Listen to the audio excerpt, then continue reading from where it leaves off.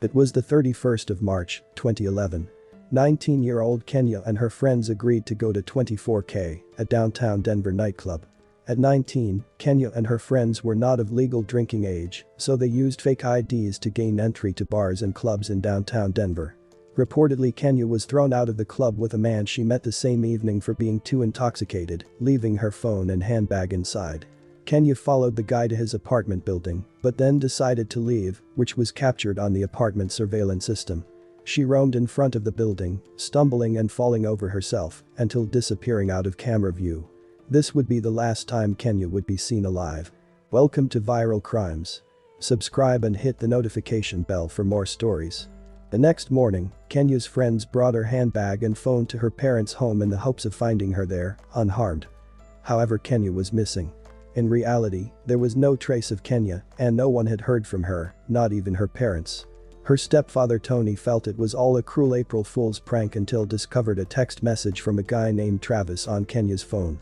It read, "Hey, this is Travis, the guy who gave you a ride last night. White creepy van.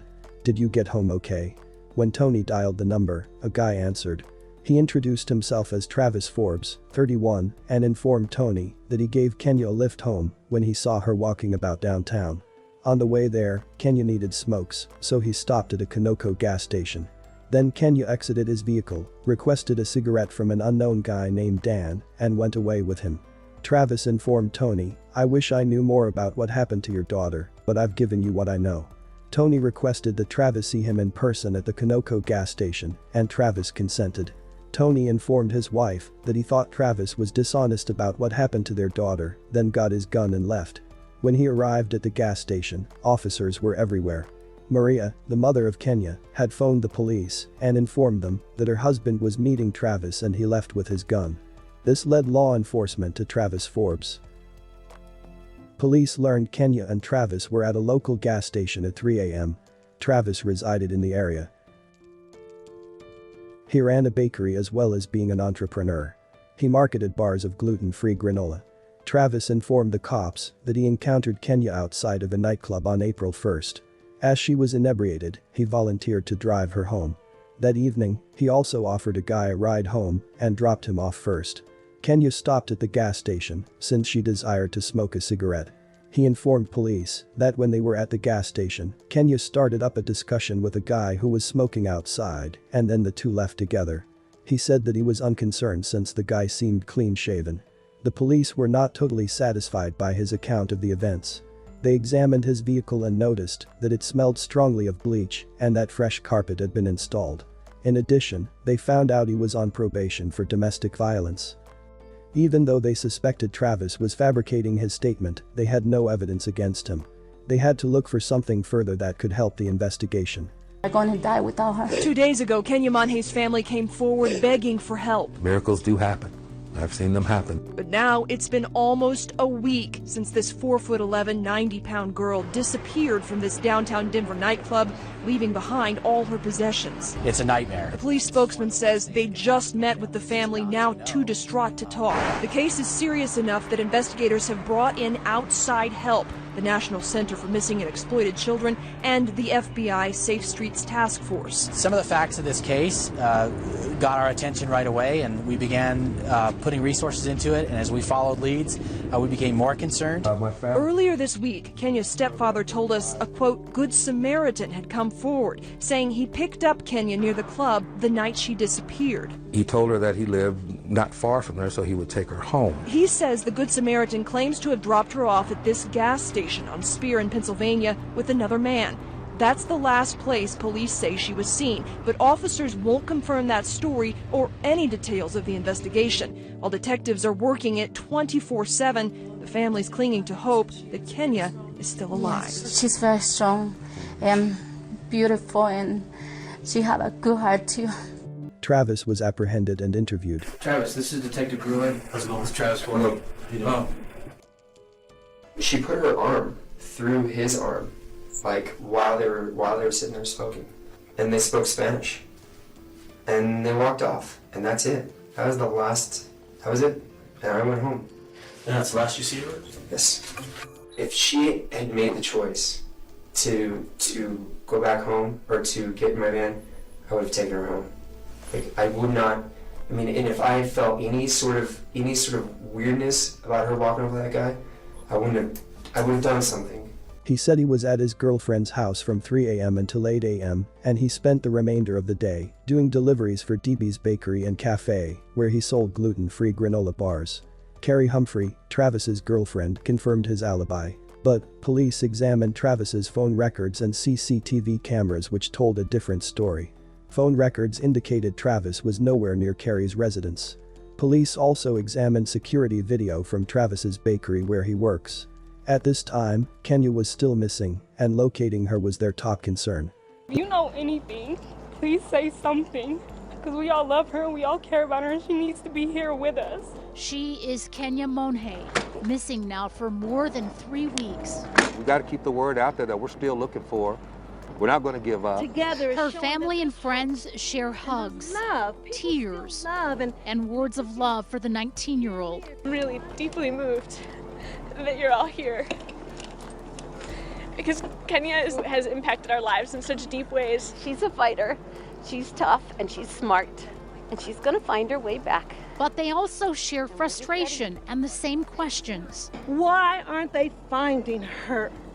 Where is she? We want her back. The surveillance video from the bakery revealed he was bringing a huge cooler into the freezer, not making deliveries. The recordings proved that Travis visited the bakery owner's office the night after Kenia vanished and disconnected the camera equipment. However, he was captured on another camera. He was spotted transporting a cooler into a freezer. On video, he was also seen clutching rags and bleach. The police started to prepare their case against him, but they were still unaware of Kenia's whereabouts and fate. Even though Travis's vehicle smelled of bleach and the rug had been changed, there was no forensic evidence linking him to Kenia's abduction, so he was released, and he agreed to later take a polygraph exam, which he never attended the appointment. Police later discovered CCTV footage of Kenia the night she disappeared. Kenia was captured on surveillance camera in the foyer of an apartment building around the block from the club where Kenia was partying at. She is seen walking in with a group of males, and then a fight seems to break out, leaving Kenia scrambling. The boys seem to be wanting to beat each other senseless. This does not seem to be a secure spot for her. A while later, one of the men storms off. Kenia seems to be attempting to quiet the situation, but exits alone 5 minutes after arriving. 5 minutes later, she is seen strolling by another apartment complex and chatting with another man. She seems to be hanging about, as if awaiting someone, and suddenly she disappears. The way she behaved that evening suggests she was under the influence of heavy alcohol or possibly even drugged. According to her acquaintances, she was not behaving normally. Abandoning her friends, abandoning her stuff, and departing with unknown guys were all out of the norm for Kenia. I mean, it's been 2 weeks, nobody's heard from her. There's been no trace of her. Like, it's surreal. I don't even know what to think of it. Since you're a person of interest, let me ask you this. Did you do something with her? No.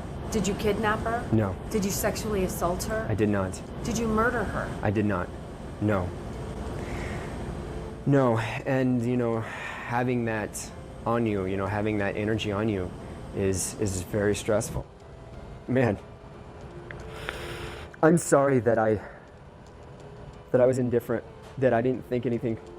I didn't think anything. I didn't think she was gonna disappear. I could have walked with them.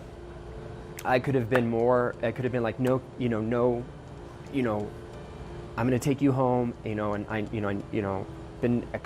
I could have intervened more, and not just said okay, and gone home, What's her name? Kenia. Kenia, yeah.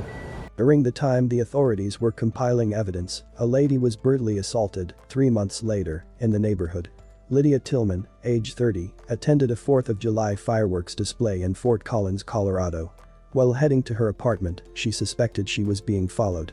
As she hurriedly approached the building and retrieved her keys, a strange guy pushed his way into her apartment. She was sexually assaulted and brutally beaten in her own apartment by a total stranger.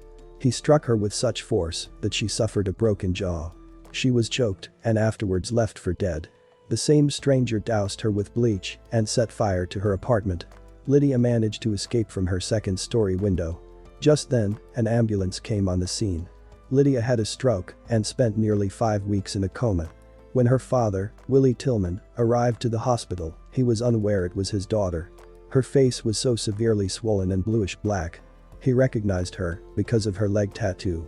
The DNA extracted from beneath Lydia's fingernails was examined and matched to Travis Forbes. Travis was arrested on July 10 as he escorted another lady, presumably his next victim, to her residence. 5 weeks later, Lydia awoke from her coma and revealed Travis as her attacker. Unexpectedly, he admitted to everything. Travis informed officers he would provide all the information they needed if he could serve his jail term without being classified as a sex offender. This is when he decided to tell them his version of what happened to Kenia. He claimed to have seen Kenia walking in downtown Denver on the night she disappeared. He stated she was drunk and distraught, so he volunteered to drive her home. She lost consciousness while in the vehicle, and that's when he raped her. When Kenia woke up and realized what had transpired, she started to strike him, at which point he strangled her. He kept her body in the back of his vehicle for a whole day, before concealing it in a cooler and leaving it in the bakery's freezer. Travis took Kenia's clothing and torched them before burying her body behind a small patch of woods near Keensburg, about 40 miles outside of Denver. He directed the cops to her body. Travis also admitted to assaulting Lydia. He was sentenced to life in prison without the possibility of parole after pleading guilty to first-degree murder. Also pleading guilty to the attempted murder of Lydia, he was sentenced to 48 years in prison.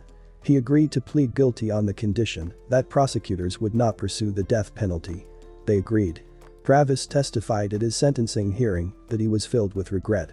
He said repeatedly that he had no intention of killing Kenia. Prosecutors believed that was untrue. After he raped, killed, and buried Kenia, he went out and attempted to do the same thing on another woman, Lydia Tillman. After sexually assaulting, abusing, and strangling Lydia, he set a residence on fire with the aim and hope that she would die and no proof would remain. There is no doubt that he would continue to assault women if he wasn't apprehended and sentenced to life without parole. Travis confessed to being a dangerously evil sociopath and warned that there may be more victims. Kenia's family formed the Kenia Monge Foundation to give resources and education to Colorado women and children, as well as financial and emotional assistance to victims' families. Lydia had to relearn to speak, walk, and eat again. Despite her struggles, she opted to forgive her assailant, saying, "Travis Forbes, you caused me no harm. My spirit, my soul, and my mind remain untouched. May you find peace in this life." What happened to Kenia and Lydia was a tragedy.